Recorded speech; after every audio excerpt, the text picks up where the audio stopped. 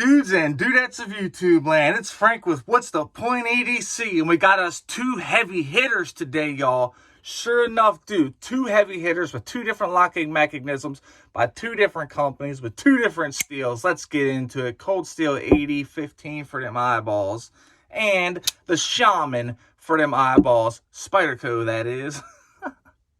Look, y'all, these are two seriously tough knives. These guys are made to be used. They're made to be used hard, and they're very good.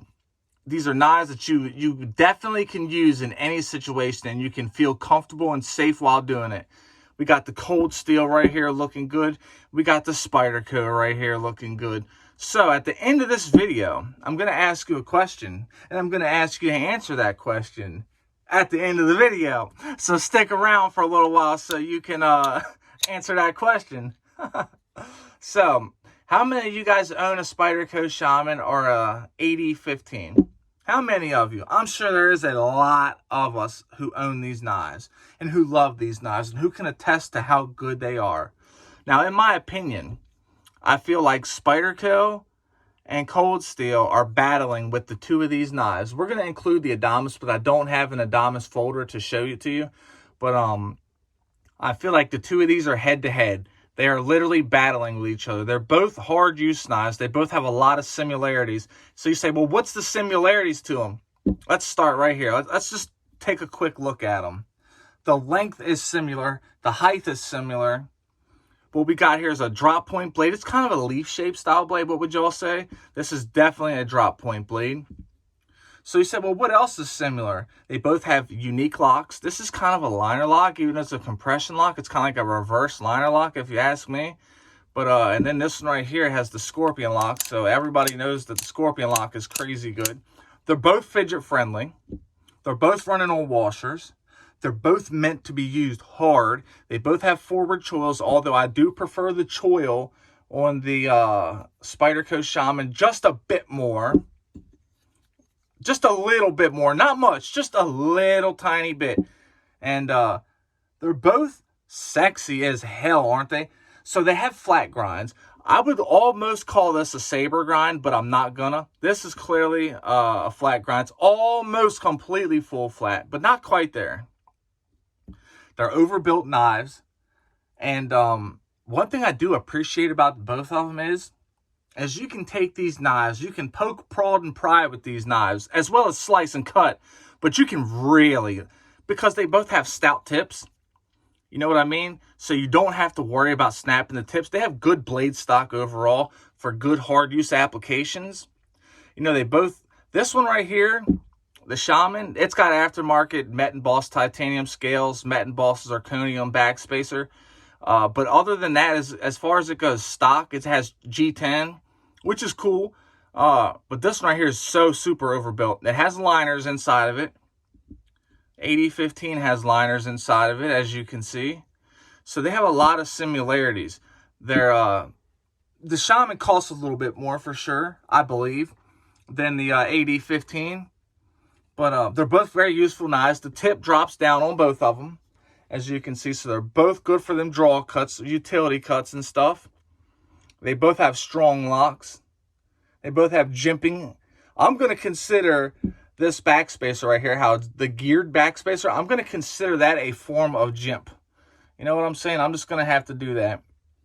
How does this one right here feel in the reverse grip? Oh, that feels pretty freaking good too. It really does. So they're both sexy knives. They're both made for hard use. They both have lanyard holes. They both run on washers. They both have drop point blades. They both have forward choils. They both have liners. I mean, they got a lot of similarities, y'all. And they both got freaking fingerprint magnet blades on them. I'm going to tell you that. Seriously, fingerprint magnet blades. But it looks so good, though. There's just something so sexy about a nice, shiny blade. You know, it's kind of like a Harley Davidson. You wouldn't get a Harley and just black it out. You want some freaking chrome on that thing. At least I do. You know what I mean? I want some chrome. So how is the action on the Shaman? With these scales, it makes an incredibly cool sound. Now, I'm going to put some fingerprints on it when I do this next deployment because that's just part of the territory. Wow, listen to that. Sounds so freaking good, right? Let's do this one right here. Let's deploy this bad boy a couple of times. Yeah, you hear that thing clacking in hardcore. So I can thumb flick this. I can reverse flick it. I can do it like this right here. You know, just like this, the lock flicking. The same thing with the Spyderco. I mean, I got to deploy it first and then I can do this. Because it has that nub. That's the only thing I'll say about this is that nub. That nub is really screwing things up. Now, I just figured out why my pointer finger hurts so bad. The weight of the blade, when you do your little wrist motion, whap, they get it to come back down like this right here. That nub hits your finger so hard. I'm telling you, my finger is so sore right now. And my finger is more sore right now than it is after taking it and scraping through freaking mortar mix and the joints. I'm just saying, that thing hurts your finger, boy. But it sounds good. And this guy sounds good as well. I'm really digging both of these. Isn't this like a Spyderco-esque clip, isn't it, though? Let me show you guys something. Give me just a second. Here we got another Spyderco right here. Isn't that Spyderco-esque? Yeah, you guys see the similarities? Just saying, I just wanted to point that out. I figured I would just point it out. So, S35VN, aluminum, and G10. L-Max, titanium, and zirconium. So, this isn't factory, but it's okay. We're still comparing. So, which one of the two of these would you rather have? I know that a lot of people are going to pick the Shaman because it's hooked up. Now, if I was to have aftermarket scales on this right here, some of the original goat scales, I'm pretty sure it would be a better even playing field. But which one of the two of these would you rather have and why? That is the question. Earlier on in the video, I said I was going to ask a question. Well, here's the question. Which one of the two of these would you rather have and why? That's what I want to know. I hope everybody enjoyed the video. It was just a very simple video, just comparing two knives that I feel are head-to-head with each other from two different companies that are very reputable, that you know put out very good use knives, very quality, very good. They come sharp from the factory, good heat treatments, just well-made knives. I wanted to bring it to everybody's attention and just, you know, just blab on about it. You know, just talk about knives. We all love knives. You know, it's for the love of knives, right? You know, WTP, we the people. So I'm bringing the people, the knives, the people want to see.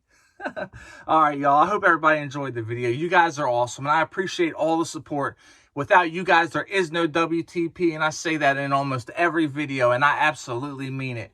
With that being said, if you're an addict, never quit quitting. Stay strong and live long. If you're struggling with bad thoughts, reach out and talk to somebody. It is okay to talk. Take it easy and stay greasy, my peeps. I am out. Peace.